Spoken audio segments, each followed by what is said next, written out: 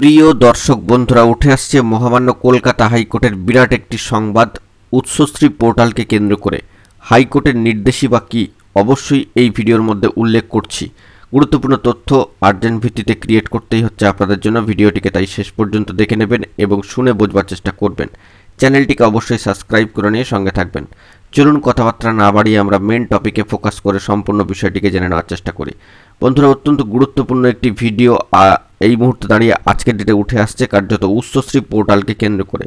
আমরা দেখেছি যে উৎসশ্রী পোর্টাল কিন্তু চালু ছিল, তারপর আবার বন্ধ হয়ে যায় এবং তার ডেট কিন্তু এক্সটেনশন হচ্ছে। তো সেই দিক থেকে দাঁড়িয়ে উৎসশ্রী পোর্টাল খোলাকে কেন্দ্র করে তো যাবতীয় তথ্য উঠে আসছে এবং মহামান্য কলকাতা হাইকোর্টের কিন্তু নির্দেশ আসছে যে খুব শীঘ্রই উৎসশ্রী পোর্টাল খুলে দেওয়া হবে।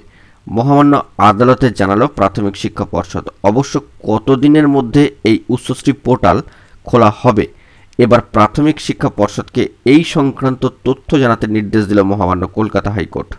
গত মঙ্গলবার এই নির্দেশ দিয়েছেন সম্মানীয় বিচারপতি মহাশয়া অমৃতা সিনহা ম্যাডাম মহাশয়া।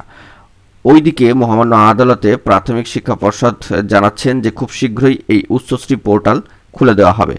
অবশ্য কবে নাগাদ খুলবে, রাজ্যের কাছে সেই তথ্যই তলব করেছে মহামান্য কলকাতা হাইকোর্ট। আগস্ট মাসে পুনরায় মামলার কিন্তু শুনানির দিন ধার্য করেছেন মহামান্য আদালত। মামলাকারী পক্ষের সম্মানীয় আইনজীবীদের তরফ থেকে জানা গিয়েছে যে সম্মানীয় পুতুল শীট নামে পুরুলিয়ার এক শিক্ষিকা 2রা জুলাই পর্ষদের কাছে যে আপোষ বদলির আবেদন জানিয়েছিলেন, কিন্তু এখনও পর্যন্ত ইতিবাচক বা নেতিবাচক কোনো সিদ্ধান্তই তাকে জানানো হয়নি বলে অভিযোগ। তাই বাধ্য হয়ে মহামান্য কলকাতা হাইকোর্টের দ্বারস্থ হয়েছেন তিনি।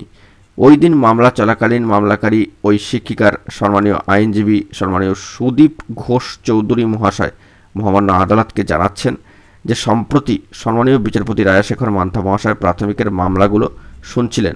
তার এজলাসে প্রাথমিক শিক্ষক নিয়োগ থেকে শুরু করে শিক্ষক বদলি সবই বিচারাধীন ছিল।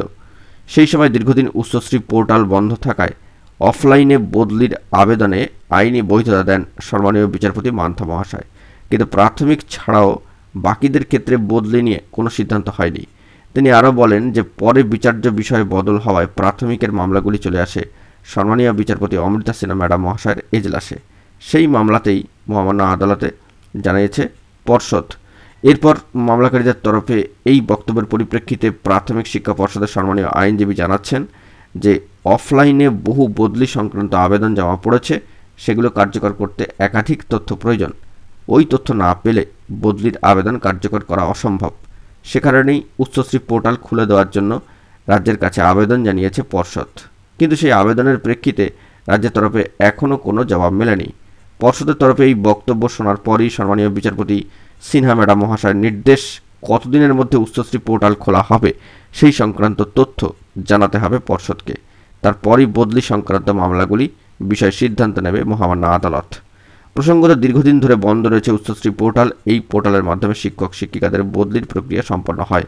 এই পোর্টালের মাধ্যমে শিক্ষক শিক্ষিকারা অনলাইনে বদলির আবেদন জানাতে পারতেন। বহুদিন এই পোর্টালটি বন্ধ থাকার কারণে বদলির প্রক্রিয়া কার্যত থমকে ছিল। এবার মহামান্য আদালতের হস্তক্ষেপে তা খোলার আশা বলে মনে করছে শিক্ষা মহলের তরফ থেকে। তো এই দিক থেকে পরবর্তী ক্ষেত্রে এবং কোর্টের তরফ থেকে কী নির্দেশ উঠে আসে পরবর্তী ক্ষেত্রে, তো সবটাই আমরা কিন্তু ফোকাস রাখার চেষ্টা করছি। জরুরি তথ্য পেলে সবটা প্রোভাইড করবো। এখন এই পর্যন্তই। গুরুত্বপূর্ণ আপডেটগুলি পাওয়ার জন্য চ্যানেলটিকে সাবস্ক্রাইব করে সঙ্গে থাকুন। ধন্যবাদ।